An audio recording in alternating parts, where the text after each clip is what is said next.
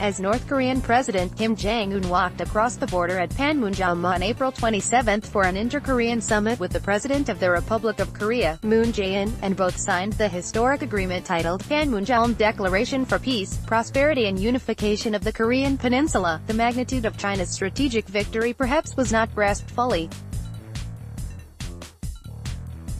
Both Korean leaders declared that there would be no more war on the Korean Peninsula, gave the thumbs up for national reconciliation and committed to complete denuclearization.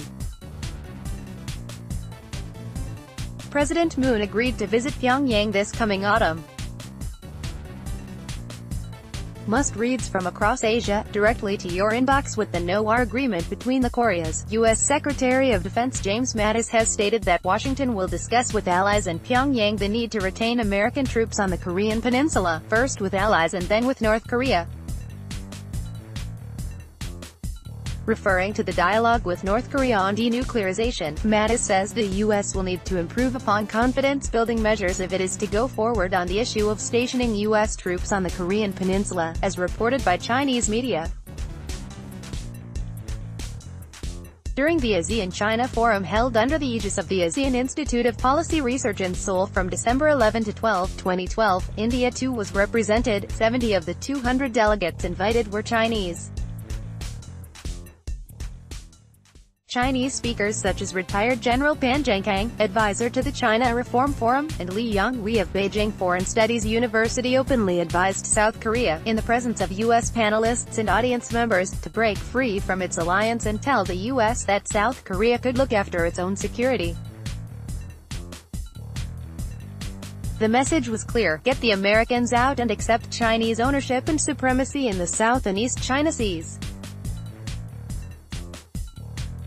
Danny Stillman and Thomas Reed, a former U.S. Secretary of the Air Force, in their book The Nuclear Express, A Political History of the Bomb and Its Proliferation, alleged that China intentionally proliferated nuclear technology to risky regimes.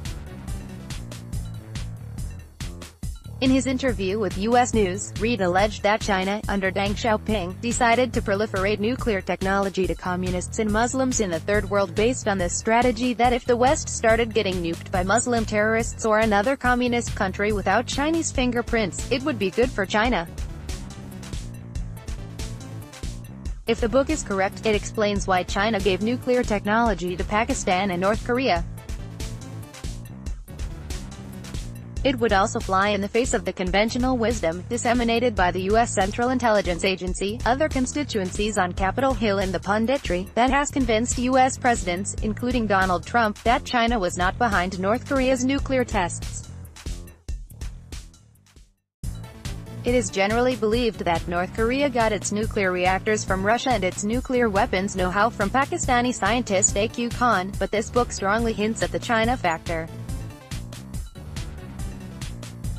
What reinforces the likelihood that China is lying is that while it raised a host of objections to exposures in Reed's book, they were all withdrawn after he stated in press briefing after release of the book that it was based on discussions with Chinese scientists.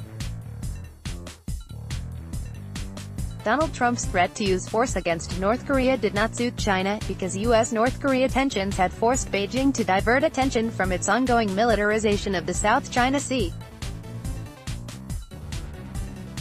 That is why President Xi Jinping personally urged Trump to exercise restraint on North Korea. Trump's threat to use force against North Korea did not suit China, because U.S.-North Korea tensions had forced Beijing to divert attention from its ongoing militarization of the South China Sea. That is why President Xi Jinping personally urged Trump to exercise restraint on North Korea. Chinese Foreign Minister Wang Yi stated on August 7 last year that Beijing had completed its South China Sea reclamation activities 2 years earlier. But Beijing continued to reclaim land further north, in the Paracel Islands. All this while the U.S. remained ambivalent. Now a stage has been reached where top U.S. Navy Commander Admiral Philip Davidson says only war could stop China from taking full control of the South China Sea. The efforts by the U.S. and the United Nations to curb Pyongyang's nuclear program with sanctions failed because of Chinese support for North Korea. Not only were some 23 Chinese companies operating inside the country, China established a special economic zone, says, right on its border with North Korea. Chinese and Russian companies invested in North Korea's Razin says, established in 1992. Mongolia has also joined the venture.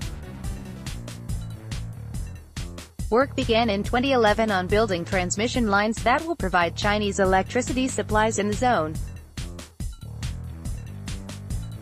By last November, some $595 million in investment had been established in Razin says, but trade sanctions have restricted development and trade. China remains the #1 trade partner and investor in North Korea. Both countries anyway are connected by rail and road. Besides, even during the latest round of additional sanctions, Chinese ships continued supplies to North Korea, though it is not clear if seaborne refueling activities of North Korean vessels took place with Beijing's sanction. The U.S. thought North Korea was not China's proxy or the dragon's nuclear talent. It was perhaps naive or deliberately looked away, fearing confrontation. Rather than only breathing fire like a dragon, China also follows Python tactics of mesmerizing, gripping and swallowing the victim gradually. The UN Security Council established the UN Command in South Korea as a unified command under the U.S. in accordance with UNSC Resolution 84 on July 7, 1950, in response to the North Korean attack against the South.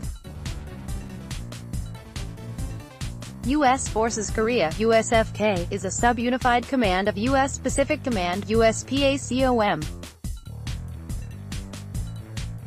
It is a joint headquarters, with major USFK elements comprising the 8th U.S. Army, U.S. Air Force Korea, 7th Air Force, U.S. Marine Force Korea, MARFORK, and Special Operations Command Korea, SOCKOR, comprising some 23,468 American soldiers, sailors, airmen and Marines in South Korea, a major presence.